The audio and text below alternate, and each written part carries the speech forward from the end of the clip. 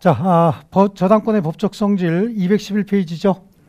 일단은 자기 물건에 자기가 저당권 설정할 필요 있나요? 그렇죠. 그러니까 타물건입니다. 타인의 물건에 대한 물건이죠.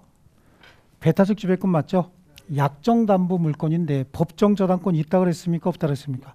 법정 저당권도 있다고 했습니다. 그 다음에 목적물을 점유하는 권리가 아니죠. 저당권자는 등기부상에 관념적으로만 지배하는 권리지 목적물을 점유하는 권리가 아니기 때문에 저당권이 설정됐고 그 저당물이 제3자에 의해서 불법적으로 점유 침탈이 된 경우에도 저당권자가 나서서 그 물건 원래 소유자에게 돌려줘라고 이런 식으로 물권적 청구권 행사할 수 없거든요. 목적물 반환 청구권은 행사할 수 없어요. 하지만 저당권 설정 등기가 됐는데 이상하게 그 저당권보다 먼저 이상한 등기가 뭐 격려된다든지 그래서 저당권 실행을 방해하는 어떤 권리들이 생기죠. 그럼 그때는 방해 제거, 방해 예방은 청구할 수 있을지 모르지만 목적물 반환 청구권은 인정되지 않는 것이고 담보물권의 통유성 중에서 부종성, 수반성, 물상대의성, 불가분성 다 인정이 됩니다. 아시겠죠? 이 불가분성이라는 게 설명을 해드렸었는데 이렇게 예를 들어서 여기다가 3억 원을 빌려주고 여기다 저당권을 설정을 했다는 거예요. 근데 변제했다니까 1억 원을 변제하고 뭐 2억 원을 변제하고 1억 원만 남았대요. 그럼 저당권 여기만 경매 실행해야 되냐고. 이런 경우에도 목적물 전부를 경매할 수 있는 거죠. 마찬가지예요. 여기다가 저당권을 설정을 했어요. 설정을 하고 처음엔 3억 빌려줬어. 이거 10억짜리 물건이야. 근데 1억 원 더 빌려줬고 또 다시 또 1억 원 빌려줬대요. 그럼 이거 다 합쳐서 피담보 채권으로 저당권 설정할 수도 있는 거예요. 아시겠죠? 그게 불가분성이다라고 하는 거고요. 목적물이 멸실됐대요. 멸실돼서 가치 변형물이 생겼다는 거야. 보상금 청구권 뭐 이런 거 있으면 저당권자가 이거 압류해서 우선 변제 받을 수 있죠. 이게 물상대의성이고요. 자, 피담보 채권이 소멸 안 됩니다. 그럼 말소 등기 없이도 목적물 저당권 무조건 소멸이죠. 이게 부종성이고 피담보 채권이 제3자 병에게 양도가 됐다는 거예요. 그럼 특별한 사정이 없는 한 저당권도 제3자에게 이전이 되는 거죠. 이전 등기하는 거거든요. 이게 수반성, 데리고 간다 그런 뜻이에요. 이게 담보물권의 통유성을 모두 다 인정을 한다. 라고 해서 책으로 가면 타물권이다. 약정담보물권이다. 옆에 뭘 써놔야 되지? 법정 담보물권도 있다. 하나만 써놓으면 되는 거예요. 어디 나온다 그랬죠? 법정 저당권도 토지 임대차에서 나온다 그랬죠? 법정 질권은 건물의 임대차에서 나오고 법정 저당권은 토지 임대차에서 나와요. 그냥 있다만 써놓으세요. 법정 저당권도 있다. 그 다음에 물권적 청구권 있죠? 물권적 청구권에 동그라미 2번 있잖아요. 목적물 반환 청구권은 인정되지 않지만 방해 제거, 방해 예방 청구권은 인정된다. 그거 보이십니까? 예, 요거 줄쳐 놓으시면 되고 담보물권의 통유성 모두 다 인정을 한다라고 하는 거고 담보물권 중에서 가장 전형적인 담보물권이 저당권이거든요. 그러면 저당권의 효력을 보면 가장 중요한 게 뭐죠? 우선 변제권인 거예요. 저당권의 우선 변제권 이게 가장 중요합니다. 우선 변제권이 인정되지 않으면 저당권을 설정할 필요가 없죠. 근데 우선 변제를 받으려면 그러면 어디서 우선 변제를 받아야 되느냐라고 하는 거죠. 피담보 채권의 범위에서 피담보 채권권의 범위에서 두 번 써져 있죠. 너무 오타 이거. 피담보 채권의 범위 내에서 후순위 물권자 기타 채권자보다 우선해서 변제받아요.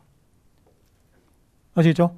그럼 피담보 채권에 어떤 게 피담보 채권에 포함되느냐라고 하는 건 별도로 봐야 되는데 피담보 채권은 한번 보시죠. 저당권 설정 계약 체결하고 변제기라는 거예요. 그럼 빌려준 돈이 뭐죠? 원본이죠. 원본 채권이 있을 거 아니겠습니까? 여기 이자 약정을 하면 이자가 붙는 거죠. 기타 무슨 뭐 손해금 같은 거 약정할 수 있습니까? 없습니까? 있습니다. 기타 위약금이라고 하면 되는 거죠. 계약 위반 시 위약금 같은 거 약정할 수 있고 얘네들은 이자를 받을 수도 있고 안 받을 수도 있잖아요. 또 위약금 약정이 있을 수도 있고 없을 수도 있죠. 이건 반드시 등기해야 되지만 이건 등기할 수도 있고 안 할 수도 있고 약정할 수도 있고 안 할 수도 있어요. 근데 이자 약정했고 등기하게 되면 피담보 채권으로서 우선 변제 범위에 들어가는 거예요. 피담보 채권이라고 하는 건 경매 통해서 우선 변제 받는 금액의 범위 얘기하는 겁니다. 아시겠죠? 이거 우선 변제 받는 거고 얘네들은 등기해야 됩니다. 등기하지 않으면 우선 변제 범위에 포함되지 않아요. 변제기가 지나고 나면 뭐가 발생해? 지연 손해가 발생하죠. 지연이자. 그렇죠? 그 다음에 저당권 실행 비용이 나오지 않겠습니까? 지연이자나 저당권 실행 비용은 당연히 발생하는 거 아닙니까? 그렇죠. 그러니까 얘네들은 등기할 필요가 없어요. 등기하지 않아도 당연히 발생하는 거야. 그런데 지연이자는요, 보통 저당권 같은 거 설정을 할 때 1,000만 원 빌려주고 저당권 설정하는 일 별로 없어요. 한 번 빌려주면 몇 억이야, 몇 억 단위가. 그렇죠. 그러니까 지연이자가 발생했다. 그럼 연 20%까지 받을 수 있는데 2억 빌려주면 지연이자 연 몇 프로까지 받을 수 있다는 거야. 20%니까 2억 빌려주면 빨리 계산 안 되지 지금. 4천만 원까지 받을 수 있다는 거예요. 그렇죠? 근데 이게 한 3년 지났대. 그러면 지연이자만 복리로 붙어버리면 1억 2천이 넘어버리죠. 이게 너무 이자가 커요. 그러니까 그렇게까지 그냥 고리대금처럼 이자 많이 받아먹지 말고 빨리 경매 실행하라는 뜻에서 지연이자는 1년분에 한해서 우선 면제 받을 수 있다 이렇게 돼 있어요. 그럼 1년이 넘어간 건 받는다는 얘기야, 못 받는다는 얘기야? 받기는 받되 목적물에서 목적물 매각대금에서 우선 변제는 못 받는다는 얘기예요. 아시겠죠? 예. 요거 1년분을 정해놓은 이유가 있어요. 고리대금처럼 너무 많이 받아갈까 봐 그러는 거예요. 그래서 1년분만 우선 변제 받을 수 있다라고 하는 거고요. 그래서 후순위 물권자 기타 채권자의 우선해서 변제받는다라고 하는 거고요. 저당권 실행이 되면은 나머지 권리들이 소멸하는지를 비교해서 저당권과 전세권 중에서는 저당권이 위에 있었고 전세권이 밑에 있었으면 전세권 소멸하죠. 근데 전세권이 위에 있었고 저당권이 밑에 있었으면 소멸하지 않습니다. 다만 전세권자가 배당 요구에 의해서 전세금을 배당받으면 전세권 소멸하는 거 아닙니까? 요거 하나만 보시면 돼요. 나머지는 볼 것도 없지. 저당권과 저당권끼리 서로 부딪혔대. 그럼 순위에 의해서 먼저 배당받고 남은 거 있으면 배당받는 거잖아요. 요거만 신경 쓰면 돼요. 근데 문제는 이거 항상 뭐하고 나오냐면 1순위 저당권하고 비교한다고. 이렇게 해서 나와야 돼. 이거 몇 번 공부한 겁니다. 이것도. 들을 때마다 새로운 이러니까 제가 설명 안 하고 넘어갈 수가 없는데, 자, 여기 소유권자가 있고 두 번째 을이 저당권자가 있고 세 번째 병이 여기 전세권자라고 할게. 병이 저당권자가 있고 네 번째 정도 또 저당권자라고 전세권자라고 하고 다섯 번째 A가 저당권자라고 하면 항상 누가 경매 실행한다 그랬어요? 후순위자가 경매 실행한다고. 얘가 경매 실행한다고. 얘가 경매 실행하면 얘 왜 나온 거냐고. 얘는 등장하는 이유가 경매 실행을 위해서 등장한다고. 시험에서는. 얘가 경매를 실행해도 말소기준 권리는 누가 돼요? 여기가 말소기준 권리가 되죠. 그 얘하고 비교해서 경매 실행은 후순위 저당권자가 경매 실행했잖아. 정 입장에서 봤을 때는. 근데 말소기준 권리는 이거죠. 그 밑에 있는 거 소멸해야지. 그러니까 이건 소멸해. 근데 이건 소멸해 안 해? 이건 소멸 안 한다고. 아시겠죠? 근데 전세권자가 전세금을 배당 요구해서 배당 받았대요. 그럼 전세금 없는 전세권 존재할 수 있습니까? 없죠. 그때는 소멸한다는 얘기예요. 그 얘기 하고 싶은 거야. 그러니까 요거 하나만 보시면 돼요. 아시겠죠? 자, 됐어요. 이건 나중에 이제 여러분 시험 끝나고 나중에 뭐 경매를 좀 공부하고 싶다 그래서 경매를 별도로 공부하시는 분들이 있는데 민법의 물권법만 알면요. 경매는 아무것도 아니야, 진짜. 그 뭐 경매 뭐 몇십만 원씩 주고 막 이렇게 경매 뭐 4, 50만 원씩 주고 뭐 경매학원 다니고 그러는데 그 아무것도 아닙니다. 우리 집사람도 제가 데려가서 2번 가르치니까 혼자 잘해요. 아주 잘합니다. 너 오지 마. 너 있으면 괜히 귀찮아. 그러면서 오지 말라 그러고 혼자 갖고 잘합니다, 진짜. 예. 민법의 물권법만 잘하면, 민법만 잘하면요, 경매는 그냥 아무것도 아니에요. 자, 그러면 이제 우선 변제 보면 조금 아까 했죠. 우선 변제. 원본 반드시 등기해야 돼요. 그다음에 이자 위약금은 약정할 수도 있고 안 할 수도 있죠. 약정했으면 등기해야 담보된다는 얘기는 우선 변제 받는다는 얘기예요. 그다음에 지연이자 실행 비용은 등기 없이도 우선 변제 받을 수 있어요. 이건 당연히 발생하는 거라고 얘기한다고. 근데 1년분만 한정한 이유가 있죠. 1년분에 한해서 저당권에 의해서 담보가 된다. 그런데 여기서 1년이라고 하는 건 채무자가 변제할 때는 적용돼서는 안 되지. 어차피 여기 3년분이 나왔다는 거야. 그러면 매각대금에서는 1년분에 한해서 우선 변제 받지만 나머지 2년분은 채무자에게 다시 청구해서 받을 수 있잖아요. 채무자 다른 재산 압류에서도 받을 수 있거든요. 그러니까 결국은 자, 물상보증인이 제공한 부동산을 매각을 통해서 우선 변제 받을 때는 1년분 우선 변제 받고 나머지 물상보증인은 더 이상 변제할 의무가 없잖아요. 여기까지만 책임지겠다고 한 거죠. 그러니까 채무자의 다른 재산을 압류해서 받을 수는 있겠지만 이 부동산이 채무자 부동산이라는 거야. 그럼 채무자 부동산이면 1년분 우선 변제 받고 나머지 2년분은 또 압류해서 또 받을 수 있잖아. 그렇지 않습니까? 그러니까 채무자가 변제한다. 경매 실행하려고 하니까 돈 갖고 왔대. 채무자가.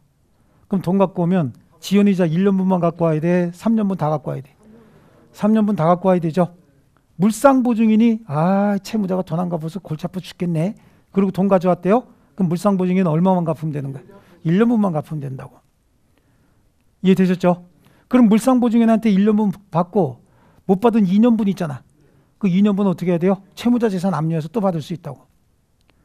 이해하셨습니까? 근저당권과 저당권과 근저당권을 비교하는데 저당권 설정 등기사항이 채권자 채무자 원본 채권이에요. 예? 근데 근저당권은 이게 저당권이 아니고 근저당이라는 취지를 등기해야 되고 채권 최고액을 등기해야 된다고. 중요한 거는 지연이자가 1년분에 한해서 담보된다 그랬죠. 그런데 근저당은 채권 최고액 범위 내에서 모든 채무가 담보가 되기 때문에 지연이자 1년분에 한하는 게 아니야. 왜냐하면 채권 최고액을 만약에 3억 원을 빌려줬는데 3억 6천을 채권 최고액을 정했죠. 그럼 지연이자가 몇 천만 원이 나와도 최대 얼마까지만 받을 수 있어? 3억 6천까지만 받을 수 있기 때문에 1년분에 한해서 제한할 필요가 없어요. 요 금액을 초과할 수가 없잖아. 그러니까 폭률 취할 수 있습니까? 폭률 취할 수 없어요. 이해하셨죠? 다만 이 경매 실행 비용 있죠? 이 경매 실행 비용은 거래로 발생한 것이 아니라 경매 신청하면서 국가에다 납부하는 돈이잖아. 여기는 채권 최고액은 받을 채권액을 얘기하는 거잖아요. 그죠? 그래서 채권 최고액 내에 경매 실행 비용은 포함되지 않는다라는 특징이 있습니다. 자, 요거는 이제 근저당에서 살짝 한번 보고 갈 거예요. 근저당은 요번 과정에서 간단하게 볼 겁니다. 주로 우리 시험은 저당권에서 나와요. 그리고 공동저당은 안 할 거예요. 이따가 제가 한번 보여줄 건데 공동저당은 해봐야 못 맞춰요. 그리고 잘 나오지도 않습니다. 자, 그러면 지금 피담보 채권 이거를 받기 위해서 목적물 경매해야 되잖아요. 그럼 목적물 어디까지 경매할 수 있느냐라고 하는 거예요. 목적물은 경매 대상 목적물의 범위는 저당물 있죠. 저당 담보 제공된 물건. 그 저당물의 부합물 및 종류물 이거는 다 경매 대상에 들어가는 거예요. 그렇다는 얘기는 저당권자가 우선 변제 받을 수 있는 물건의 범위에 들어간다는 얘기예요. 그 다음에 과실 있죠. 과실은 압류 후의 과실에만 저당권자가 우선 변제 받을 수 있는 권리가 있어요. 예를 들어서 임대차가 된 물건이 있대. 임대차가 된 물건. 그걸 담보로 잡았어요.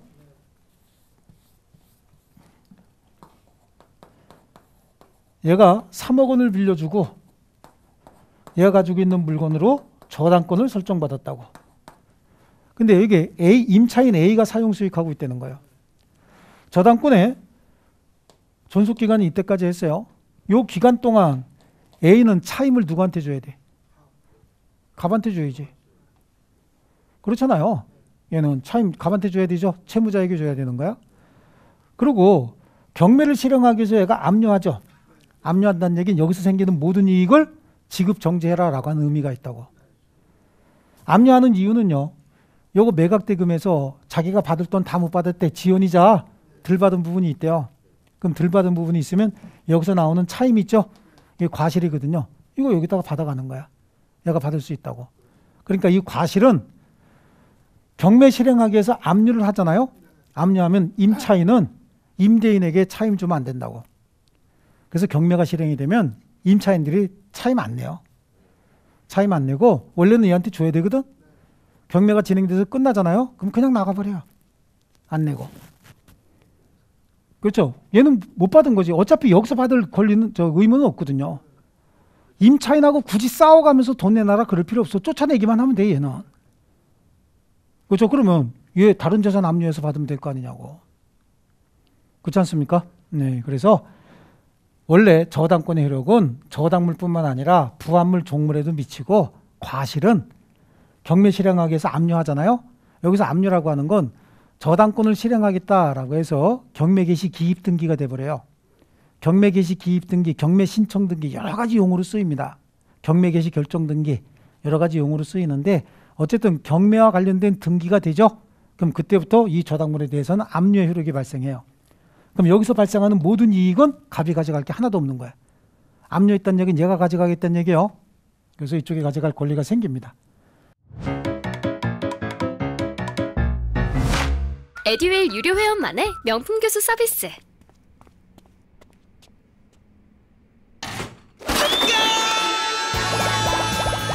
합격이 쉬워지는 명품 교수님 혜택. 오직 에듀윌 유료 회원에게만. 에듀윌. 자, 그래요. 그래서 부합물 종물은 등기 여부 이런 거 합니다. 저당권 설정할 때 있던 물건이든 나중에 부합된 또는 부속된 물건이든 관계없이 저당권의 효력에 영향을 받습니다. 과실은 원칙적으로 저당권의 효력에 영향받지 않습니다. 하지만 경매 신청으로 압류 후에는 과실에도 저당권의 효력에 영향을 미친다. 그렇다는 얘기는 저당권자가 받아갈 수 있다 그런 얘기예요. 자, 건물이죠. 건물. 토지에 대한 저당권은 건물에는 효력을 미쳐야 안 미쳐요? 토지에 대한 저당권은 건물에는 영향을 미치지 않는 거죠. 토지와 건물은 완전히 별개의 물건이라고 했지 않습니까? 그렇죠. 그러니까 토지에 대한 저당권이 설정이 됐대요. 이는 건물에는 영향 미치지 않는 거예요. 아시겠습니까? 다만 토지에 대한 저당권이 실행이 됐고 그래서 경락이 이루어졌다라고 하면 법정지상권의 문제가 발생할 수 있죠. 동일인 소유의 토지 건물이 있다가 토지의 저당권이 설정이 됐고 그래서 경매 실행으로 토지와 건물의 소유자가 달라지면 법정지상권 성립해야 되죠. 또 일괄경매라고 하는 거는요. 일괄경매는 나대지에 저당권이 먼저 성립한다고. 이땐 건물이 있었어요? 없었어요? 없었어. 그리고 나중에 건물이 생겨요. 갑소유의 건물이 나중에 생긴다고요. 자, 이때 저당권자가 경매 실행할 때 토지만 경매하죠. 토지만 경매하면 이 지상 건물은 철거돼야 된다고. 사회 경제적으로 손실도 크고 분쟁도 무지하게 생겨. 갑이 떼굴떼굴 굴르면서 못 나가 그러고 버티고 있으면 포크레인 갖고 찍을 수가 없어요. 그러니까 경제적 편의를 위해서 이때는 채권자인 저당권자가 건물도 같이 경매할 수 있어요. 이걸 일괄경매 청구라고 하거든요. 이거는 반드시 요건이 토지의 저당권이 설정되고 난 다음에 지상에 건물이 생겨야 되는 거예요. 토지와 건물이 존재하고 있고 동일인 소유의 토지 건물이 있다가 토지에 대한 경매로 인해서 토지와 건물의 소유자가 달라지면 법정지상권이죠, 그건. 근데 나대지에 저당권이 먼저 성립하고 나중에 건물이 생겼고 그래서 토지와 건물이 동일인 소유에 속하고 있으면 저당권자는 둘이 같이 경매할 수도 있다고. 다만 저당권은 어디에만 설정돼 있었어요? 토지에만 설정돼 있었기 때문에 우선 변제는 토지의 매각대금에서만 우선 변제 받을 수 있다고. 일괄 경매는 하더라도. 아시겠죠? 네, 지상 건물의 철거를 방지하기 위해서 그런 거야. 그러니까 법정 지상권과 일괄 경매 청구권은 동시에 성립할 수가 없죠. 완전히 다른 거잖아. 동시에 성립할 수가 없는 거고요. 자, 저당권과 용익관계요. 저당물 경매와 법정 지상권은 앞에서 했습니다. 일단 동일인 소유의 지상권에서 많이 했어 이거. 동일인 소유의 토지 건물이 존재해야 되죠. 그죠? 이때 이 건물은 미등기 무허가 건물에도 관계없다. 그죠? 그리고 토지 건물 또는 토지 건물에 모두 저당권이 설정이 돼야 된다. 그러니까 이렇게 생겼는데 여기에만 저당권이 성립할 수도 있고, 그죠? 그 다음에 여기에도 저당권이 성립할 수 있고 둘이 공동 저당권이 성립할 수도 있어요. 어쨌든 동일인 소유의 토지 건물이 있고 어디에 저당권이 설정이 되든 둘 다 설정이 되든 공동으로 같이 설정이 되든 관계없다는 얘기예요. 각각 설정이 되든. 나중에 중간에 권리자가 겁나게 바뀌었대. 이런 거 무지하게 많이 나오거든요. 이거 신경 쓸 필요가 없어요. 왜 신경 쓸 필요가 없죠? 이거는 출제 교수가 시험을 어렵게 내기 위해서 의도적으로 이렇게 저당권이 설정이 되고 난 다음에 소유자가 어떻게 됐고 다른 물건이 성립하고 여기도 여러 가지 물건이 성립하고 이런 얘기가 쭉 나온다고. 그리고 저당물 경매가 됐대. 그래서 토지와 건물의 소유자가 달라지게 됐다는 거야. 이땐 법정지상권이 성립하느냐 이런 문제가 생겨요. 성립할까 안 할까? 성립하는 거죠. 왜 성립하느냐라고 하는 거야. 이런 거 왜 집어넣냐고요. 헷갈리라고 집어넣는 거야. 그런데 왜 이걸 신경 쓰지 말라고 하냐면 보세요. 1순위의 소유자가 있죠. 2순위의 저당권자 있잖아. 이 이후에 생긴 여러 가지 권리는 저당권 실행 경매가 되면 얘가 말소 기준 권리가 돼서 하나도 빠짐없이 다 소멸해버리지. 그러니까 중간에 제한 물건이 설정이 됐네, 무슨 짓이 있었네, 이거 다 신경 쓸 필요 있어요, 없어요? 없다고. 이거는 다 여러분 헷갈리게 하려고 트릭 쓰는 거란 말이에요. 아시겠죠? 그러니까 여러분은 확인해야 되는 게 동일인 소유의 토지 건물이 있었나 없었나 요거 확인하고, 그래서 저당권이 설정이 되고 저당물 경매로 토지와 건물의 소유자가 달라졌나 안 달라졌나 이것만 확인해야지, 여기 있는 거 다 확인하면 시간만 많이 걸리고 아무것도 못한다고. 이해되셨습니까? 자, 그래서 저당물 실행 경매로, 저당권 실행 경매로 토지와 건물의 소유자가 달라졌어야 돼요. 그러면 토지 소유자는 건물의 소유자에게 지상권 설정한 것으로 본다죠. 지료는 당사자 합의로 정하되 합의가 성립하지 않으면 법원이 결정해 줘야 돼요. 다만 법원에서라도 지료의 결정을 받아야지, 법원에 의한 지료 결정이 없는 상태에서는 지료가 없는 거야. 이 상태에서 2년 동안 지료 연체하게 되면 지상권 소멸 청구할 수 없어요. 법원에서 결정하고 난 다음에 2년의 지료가 연체가 되면 소멸 청구하는 거죠. 아, 이건 무슨 지상권 하는 것도 아니고 지상권에서 했던 건데, 그죠? 이거는 강행 규정이에요. 강행 규정이기 때문에 당사자 합의로 달리 정할 수 없다, 이렇게 얘기합니다. 아시겠죠? 그 다음에 저당 토지 후에 건물에 대한 일괄 경매 청구인데, 아까 얘기했어요. 나대지 상태에서 저당권이 먼저 성립합니다. 그리고 지상 건물이 지어지죠. 그래서 얘가 신축하고 보유하고 있어야 돼. 물론 갑이 신축하지 않고 딴 사람이 신축을 했대요. 그럼 토지와 건물의 소유자가 다른 상태죠. 이때는 일괄 경매가 안 되는 거예요. 아시겠죠? 이렇게 저당권 설정자가 건물을 신축해서 보유하고 있어야 되는데, 그러면 A가 신축을 했대요. 그래서 A가 가지고 있었다는 거야. 그럼 일괄 경매 안 되죠. 안 되는데, 그래서 토지만 경매 신청을 했다고.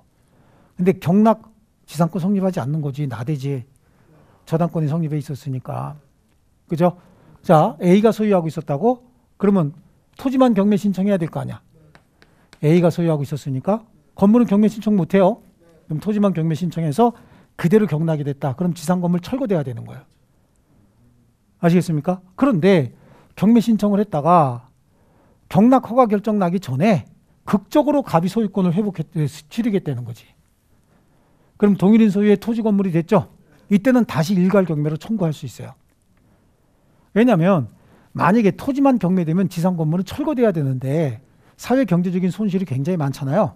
그래서 법원에다가 일괄 경매로 청구하게 되면 일괄 경매로 바로 돌려줘요. 사회 경제적인 손실을 감안해서 그런 거예요. 아시겠죠?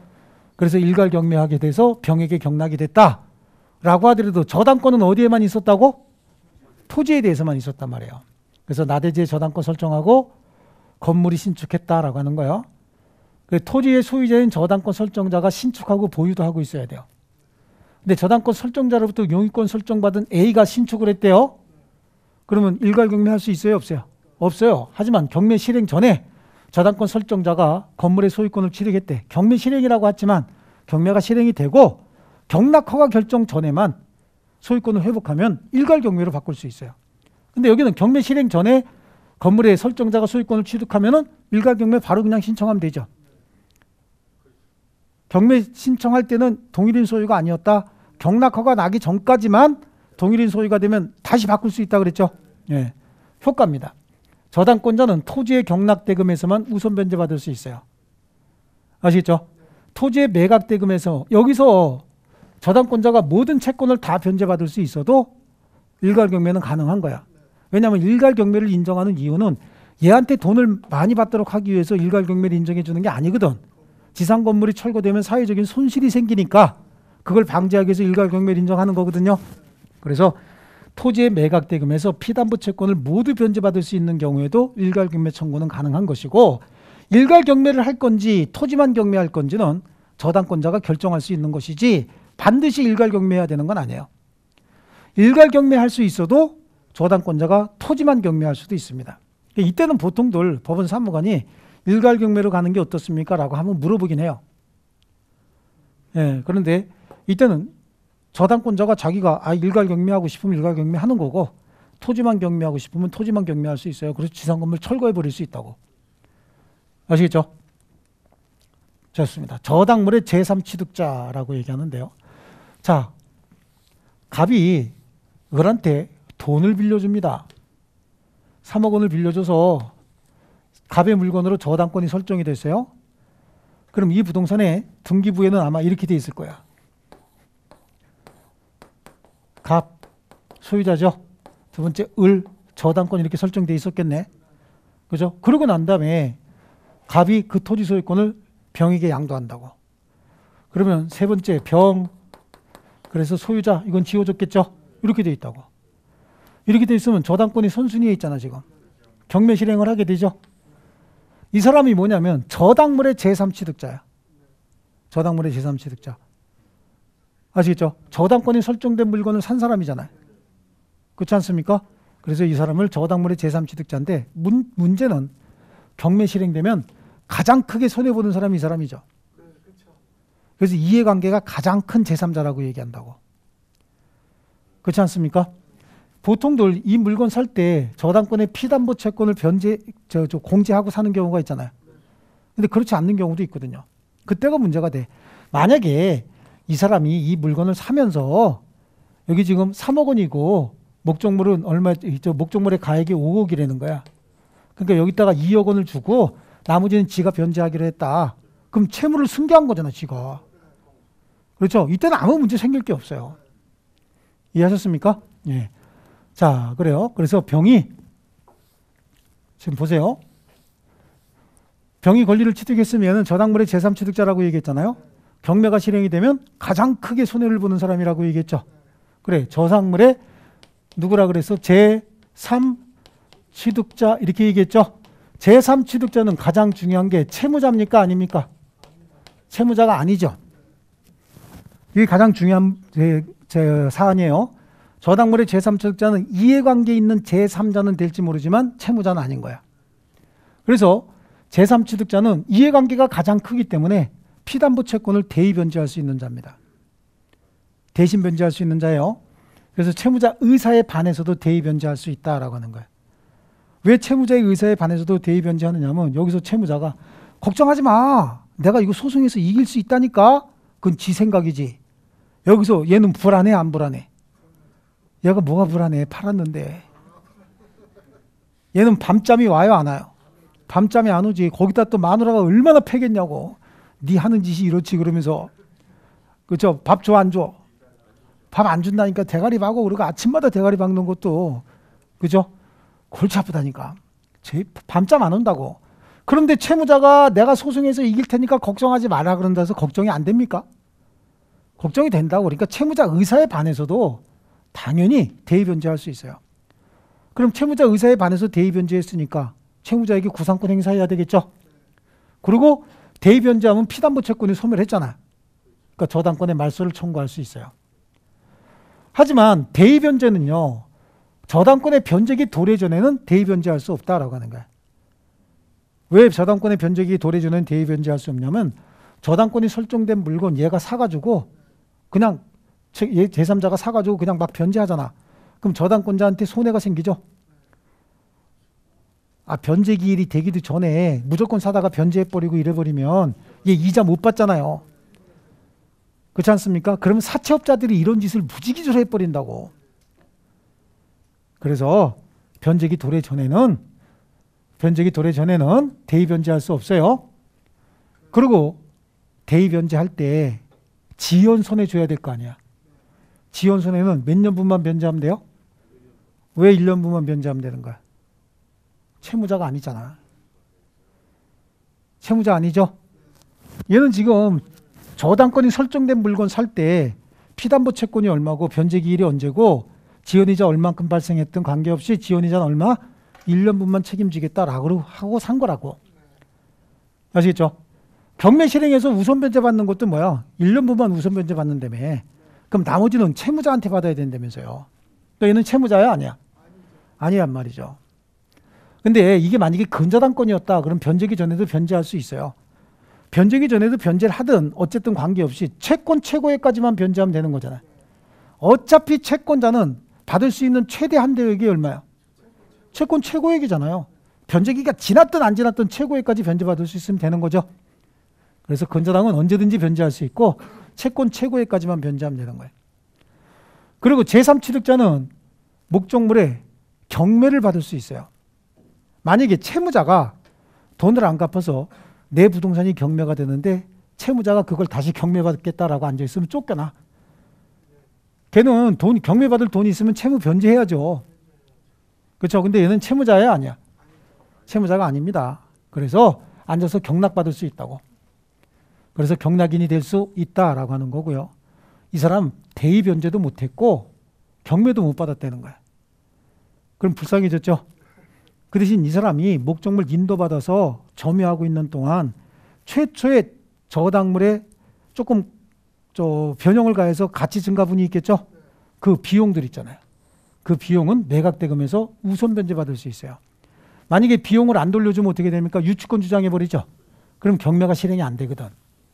자, 그러면 저당물의 제3취득자를 보면요. 그림은 이렇게 나왔지만 저당물의 제3취득자 한번 정리하면 저는 정보가 곧 합격이라고 생각해요. 기출문제 특강이나 모의고사 자료집을 주시는 것도 좋았고 그 중에서 제일 좋았던 건 교수님의 쪽집게 정보였어요. 약간 합격을 위한 종합 패키지 선물을 받는 그런 느낌? 애들 유료 회원 꼭 추천합니다.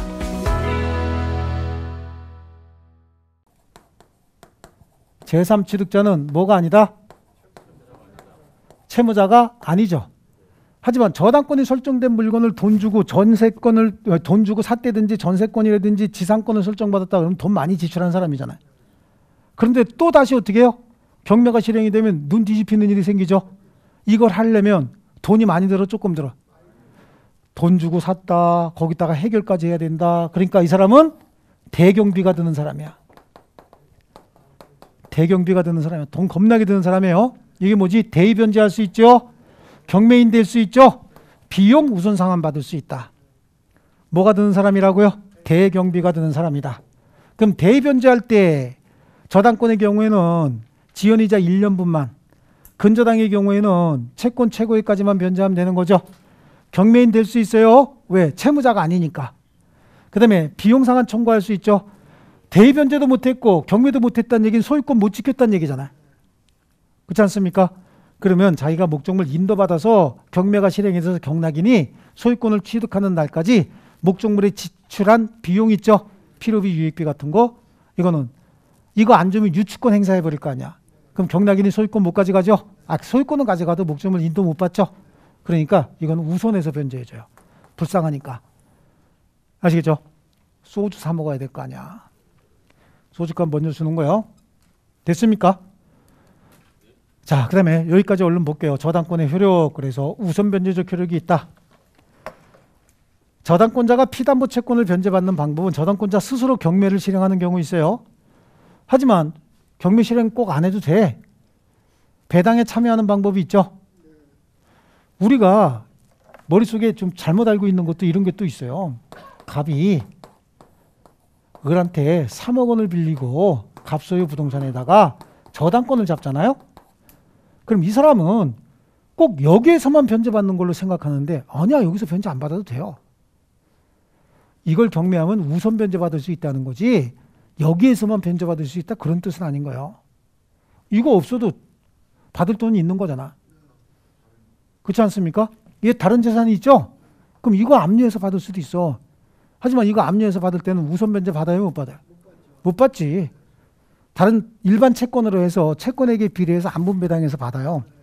또 다른 사람이 이 물건을 압류해서 경매를 실행한다는 거야. 그럼 여기에 배당에 참가할 수 있어요. 이해하셨죠? 꼭 여기서만 받는 거 아니야. 여기서는 우선 변제 받는다는 얘기지. 여기서 또 받을 수 있어요. 이해되셨죠? 그래서 그냥 배당에 참가하는 방법도 있다라고 하는 정도만 그냥 보세요. 그렇게 보시고 양쪽 가로 3분의 단순한 채권자로 변제받는 방법 보이시죠? 그 채무자의 일반 재산에 대해서 어떻게 한다고? 압류해서 강제 집행해서 받을 수도 있어요. 받는 방법은 그렇게 세 가지다라고 하는 거고 넘겨보시면 그 다음 페이지 213페이지 보이십니까? 저당권의 효력이 미치는 범위. 그래서 피담보 채권의 범위. 저당권은 원본 이자 위약금 채무 불이행으로 인한 손해배상 및 저당권 실행 비용을 담보하는데 지연 배상에 대해서는 원본의 이행기일 경과 후 1년분에 하나여 저당권을 행사할 수 있다. 이거 암기하는 방법 이렇게 놓고 암기하면 암기 잘 안 돼. 아까 우리가 했던 거 뭐 있었어요? 이렇게 해서 계약했고 변제기다. 그럼 무조건 있어야 되는 게 뭐죠? 원본이 있어야 되죠. 뭐 있어서? 이자, 위약금, 변제기 지나면 지연 손해. 그 다음에 경매 실행할 때 실행비용. 이렇게 하면 이게 다 들어간 거예요. 지연이자는 몇 년분? 1년분만 받을 수 있대. 1년분만 우선 변제 받을 수 있대. 우선 변제 받는 거야. 3년 생겼으면 3년분 다 받아. 그 대신 1년분은 우선 변제 받고 나머지 2년분은 채무자 다른 재산 압류해서 받아야 되는 거예요. 아시겠죠? 그래서 거기 밑에 보면 니은에 지연배상 있죠? 지연배상. 지연배상과 저당권 실행 비용은 당연히 발생하는 것이죠. 그래서 등기하지 않아도 담보가 되는 거고, 디귿도 다 줄쳐야 돼요. 지연배상은 원본의 이행기일 경과 후 1년분에 하나는 거예요. 이러한 제한은 저당권자의 제3자에 대한 관계에서 제한이지, 채무자나 저당권 설정자가 저당권자에 대하여 대항할 수 있는 것은 아니다.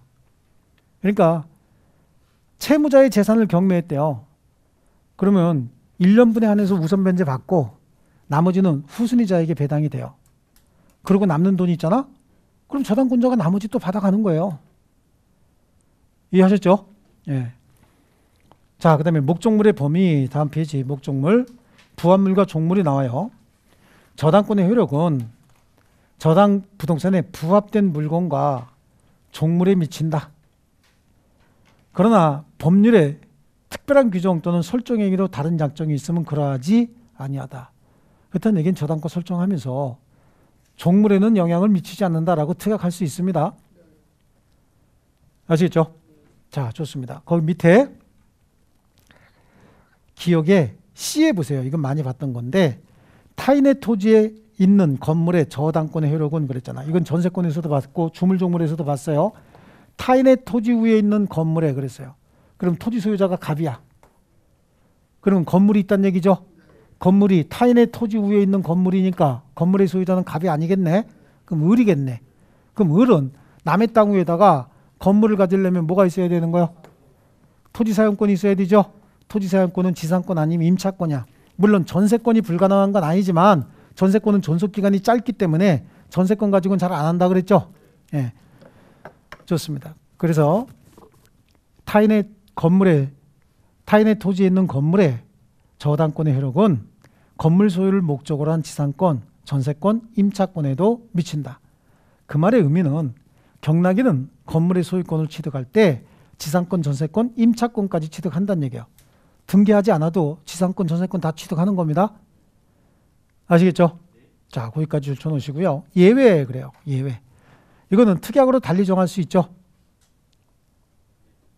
자, 그래서 B에 보시면 설정 행위에서 저당물의 종물에는 저당권의 효력이 미치지 않는 것으로 약정한 경우에 저당권의 효력이 영향을 미치지 않는다. 특약으로 달리 정할 수 있다 그런 얘기예요. 이런 특약은 등기해야 제3자에게 대항하는 거죠. 등기해야 대항하는 거지. 이건 물건이 아니잖아요. 특별한 약정이잖아. 그 다음에 과실 볼게요. 과실인데 저당권의 효력은 저당 부동산에 대한 압류가 있은 후에, 압류 전에는 아무런 효력 없어요. 저당권 설정자가 부동산으로부터 수취한 과실 또는 수취할 수 있는 과실에 미치는데, 다만 이런 경우에는 저당권자가 그 부동산에 대한 소유권, 지상권 또는 전세권을 취득한 제3자, 제3취득자 있잖아요. 제3취득자에게는 압류한 사실을 통지한 후가 아니면 이로써 대항하지 못한다. 그러니까 저당권이 설정된 물건을 산 사람이 그 저당물에서 나오는 차임을 받기 위해서 자기가 샀다고. 근데 저당권자가 압류해서 경매를 실행하려고 그런다고요. 그럼 걔한테 차임 받아가지 마. 내가 압류해서 더 이상 차임 받아가지 마 라고 얘기해야 돼요. 아시겠죠? 그 얘기하지 않았다. 그럼 그거 모르고 그냥 계속해서 받았다. 그럼 그거에 대해서는 다시 내놓으라고 못한다는 얘기예요. 그 사실을 통제해야 된다라고 하는 거고요.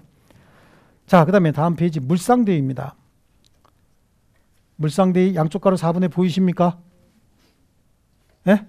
이건 우리 담보물의 통유성에서 본 거죠. 여기에 물상대 그리고 질권은 그랬잖아요.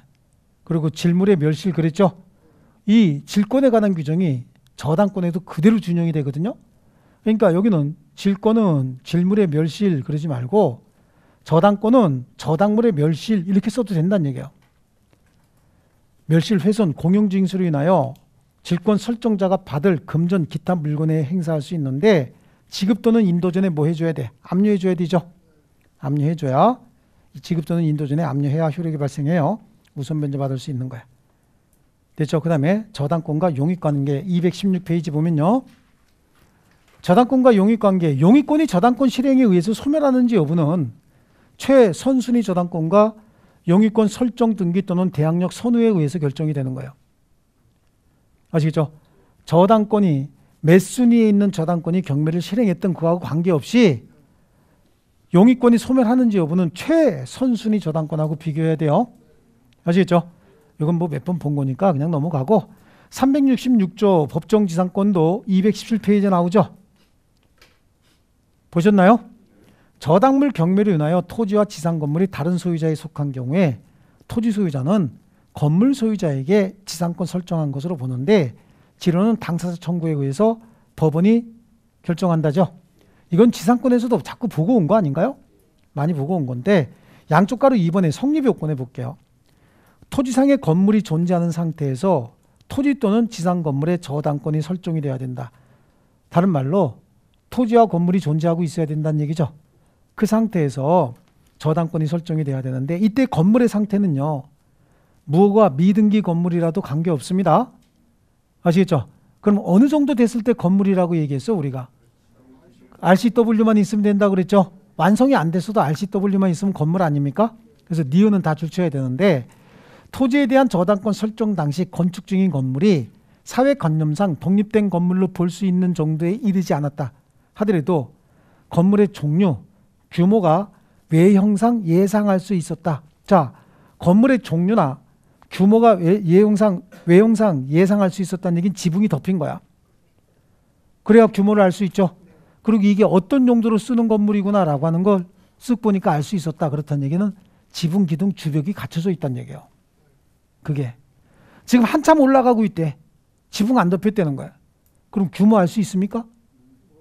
어떤 분이 거기 보면은 설계 그 조감도에 나오던데요. 그거 말고 건물 자체를 보고 하란 얘기예요. 아시겠습니까? 그럼 뭐가 있다는 얘기야? 지붕, 기둥, 주벽이 갖춰져 있다 그런 얘기죠. 그러면 그건 지상에 건물이 있는 거예요. 완성은 되지 않았어도. 아시겠죠? 이런 경우에는 법정지상권이 인정이 되는 거예요. 그리고 그 토지와 건물이 동일인 소유에 속했어야 되죠. 그래서 저당권 설정 당시에 출치입니다. 토지와 건물이 존재하고 동일인 소유인 경우에 법정지상권이 성립하는 거예요. 그죠? 그 다음에 이제 밑에 이제 여러 가지 얘기가 나오는 거예요. 디귿에 보니까 저당권 설정 후 경매에 의한 낙찰 전에 토지 또는 건물이 제3자에게 양도됐다 아니면 전세권이 설정이 됐다 이런 얘기는 다 쓸데없는 얘기라 그랬죠. 저당권 설정 후에 있었던 거는 경매 실행되면 다 소멸한다며. 그렇지 않습니까? 이런 것들은 신경 쓸 거 없고 토지와 건물 한쪽 또는 양쪽에 저당권이 설정되어 있어야 되고 저당물 경매 결과 토지와 건물의 소유자가 달라져야 된다. 그래서 3번, 4번 지금 계속 나가고 있는 거죠. 여러분 이거 처음 듣는 얘기 아니잖아요. 들은 거 지금 한번 확인하는 거예요. 자, 여기 성립 시기와 등기인데 이건 등기할 필요 있습니까? 등기할 필요 없죠? 당연히 성립하는 거고. 그럼 언제 성립하느냐? 토지와 건물의 소유자가 달라지는 시기가 언제야? 경매로 인해서 토지와 건물의 소유자가 달라지는 시기는 경락대금 완납하면 경락인이 소유권 취득한다고 우리 공부했잖아요. 그러니까 성립하는 시기는 경락인이 경락대금 완납하는 때지.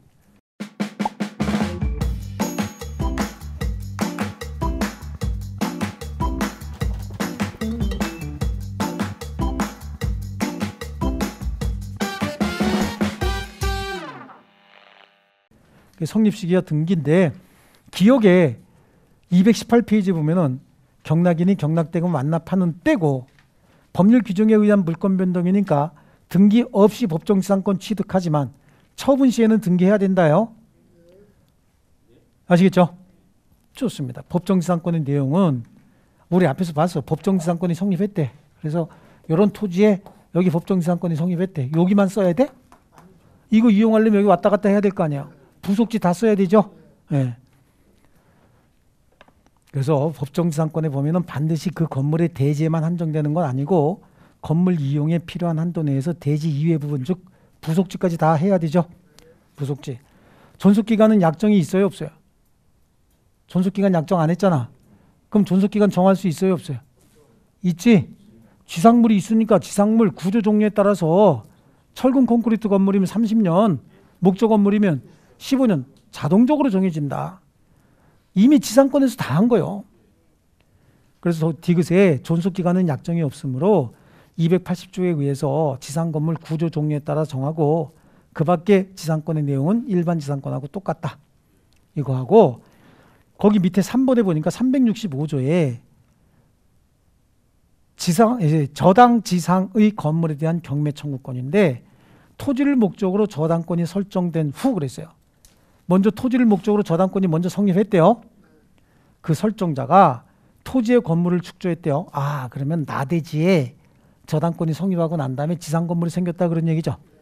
이때는 저당권자는 토지와 함께 건물에 대해서도 경매 청구할 수 있다. 하지만 저당권은 어디에만 있었어? 토지에만 있었잖아. 그러니까 건물의 경매 대가에 대해서는 우선 변제 받을 수 없다요. 됐죠? 그 다음 페이지 넘기면요. 법적 성질이 나와요. 동그라미 1번에 일괄 경매 청구권은 저당권자의 권리지 의무가 아닙니다. 그러니까 일괄 경매 청구할 건지 토지만을 경매할 것인지는 저당권자가 자유롭게 선택할 수 있고 토지만을 경매해서 그 대금으로부터 충분히 변제를 다 받을 수 있다 하더라도 일괄 경매할 수 있어요. 일괄 경매를 하는 이유는 저당권자의 이익 보호가 아니에요. 지상 건물이 철거됨에 따라서 사회 경제적으로 손실이 되는 걸 방지하기 위해서 일괄 경매 인정한다 그랬죠? 예. 자, 됐습니다. 거기 요건 뭐 특별히 볼 거 없고요. 밑에 동그라미 미음에 보시면요. 219페이지 밑에 하단부에 저당권 설정자로부터 저당 토지에 대한 용의권을 설정받은 자가 그 토지의 건물을 축조했대요. 그리고 걔가 계속 가지고 있대. 그럼 일괄 경매 안 되죠. 동일인 소유의 토지 건물이 아닌 상태니까. 저당권 설정자가 건물 가지고 있는 거 아니잖아. 그러니까 일괄 경매 안 되는데 그 후 저당권 설정자가 건물의 소유권을 취득했대요. 그럼 저당권자에게 토지와 함께 건물에 대해서도 일괄 경매할 수 있는 권리가 생겨요. 효과입니다. 효과. 그래서 일괄 경매 취지에 따라서 줄칩니다. 토지와 건물은 동일인에게 경락돼야 돼요. 하지만 저당권자의 우선 변제권은 토지의 경매 대금에 한정되고 건물의 경매 대금에 대해서는 우선 변제권이 인정되지 않습니다. 이해되셨죠? 그 다음에 제3취득자의 지위. 그런데 제3취득자 옆에다 써놔야지 채무자 아니다. 그죠? 채무자 아니다 써놓습니다. 그래서 제3취득자는 저당권이 설정된 이후에 저당 목적물의 소유권을 취득한 자 또는 저당 부동산의 지상권이나 전세권을 취득한 자이기 때문에 얘네들은 저당권 실행 경매가 되면 가장 직접적으로 손해가 크게 발생할 수 있는 자를 얘기하는 거예요. 아시겠죠? 그래서 제3취득자의 지위는 363조의 저당권자는 그 채권의 변제를 받기 위해서 저당물에 경매를 청구할 수 있다. 저당물의 소유권을 취득한 제3자도 뭐가 될 수 있어요? 경매인이 될 수 있다. 그거야, 그거. 제3취득자요.